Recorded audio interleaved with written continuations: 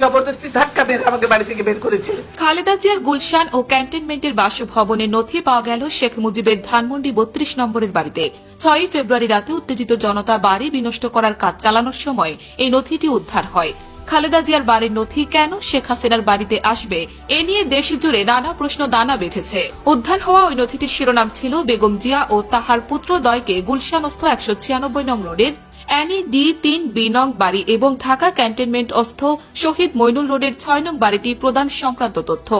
এখানে বাড়ি দুটির সকল তথ্য উল্লেখ আছে, এমনকি কর্মচারীদের কার বেতন কত সে বিষয়েও তথ্য আছে। ধারণা করা হচ্ছে নথিটি নিজের কাছে রেখে বিশেষ কোনো উদ্দেশ্য সফল করেছেন শেখ হাসিনা।